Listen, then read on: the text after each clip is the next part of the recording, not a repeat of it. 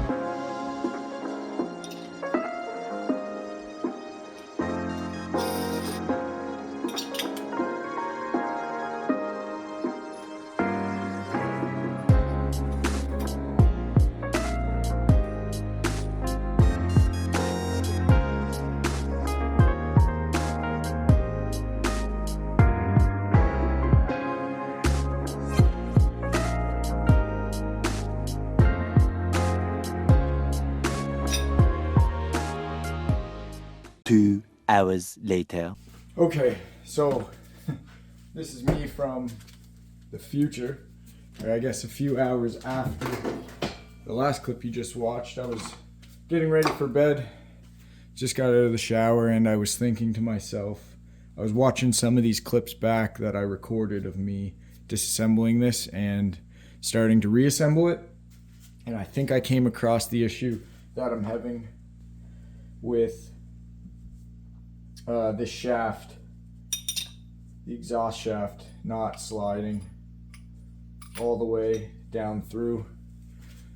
You can see it sits at 1/4 of an inch off the top of this retainer. So I think I know what's happening.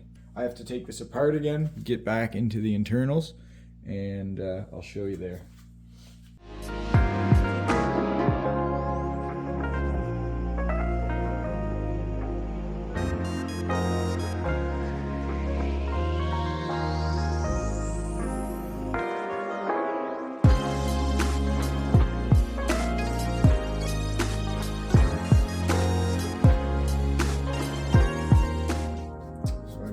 This is the issue here. You can see this washer on top of the bearing. I believe that's supposed to be the other way, so we're going to try that. Because if you go back and look, hopefully I kept it in the video, but if you go back to when I was disassembling this, you can see that I believe this is the smaller version. This is the OEM one. Not sure exactly what this bearing does, or this washer, or whatever this part is called, but on this it's a little bit bigger. Smaller side of this washer faces up, and I have the new one facing down, so hopefully that's the culprit. So the one on the right is the upgraded washer, but that middle circumference is the same, which is, I believe, all that matters. Not sure exactly the purpose of these pieces, but that is one part that is upgraded per se. Hard to see that, but there we go. And then our thrust bearing goes back in.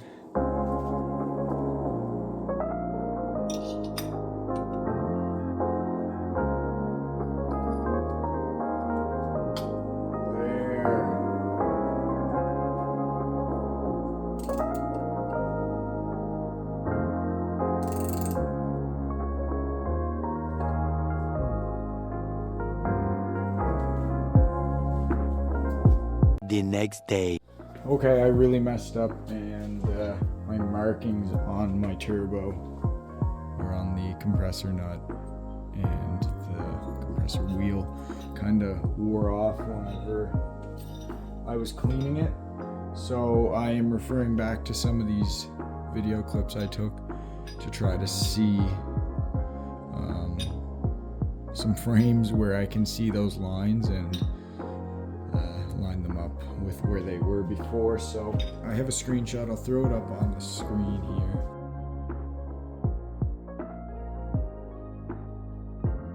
This is the compressor nut here.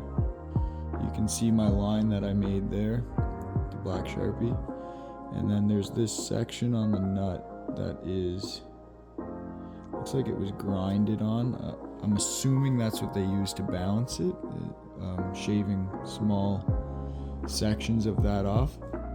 This chunk out of the compressor wheel here,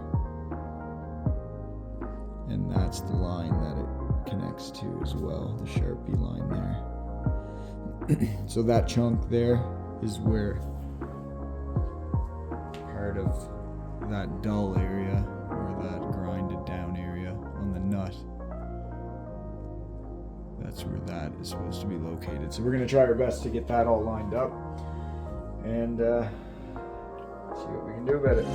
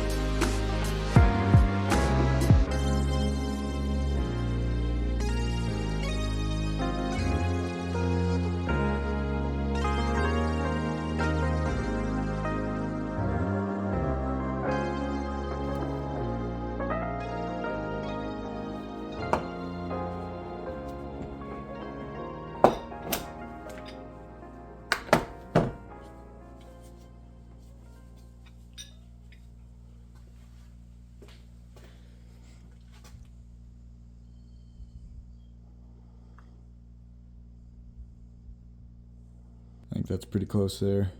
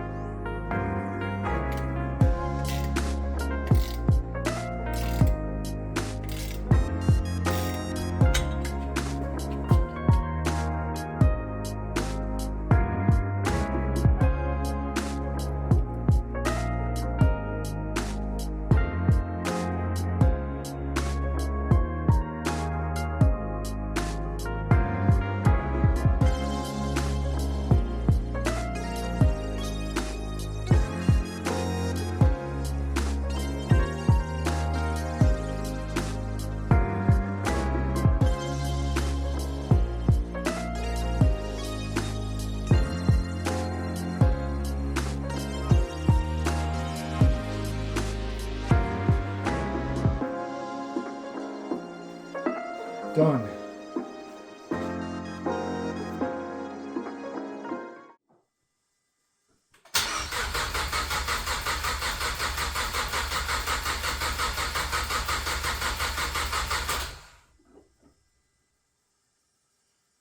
I don't know why this thing's not starting, but I hooked up a ground that I'd forgot underneath this plate here for part of the wiring harness. I don't know if that's going to fix it, but we're going to try.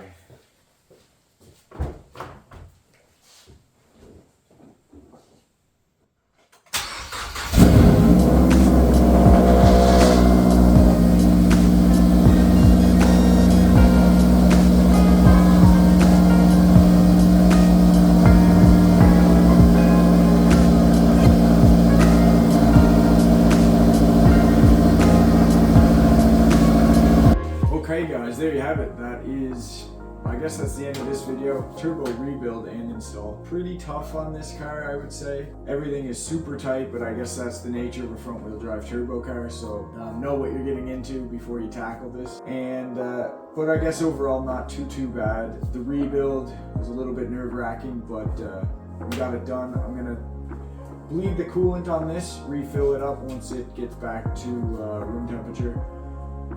Burp the system and then take it out for some test drives, make sure everything's working good, make sure that it can hit boost properly, and yeah, that will be it. So I guess I'll include some clips cruising probably, and making sure it can hit boost, because that's the fun stuff. So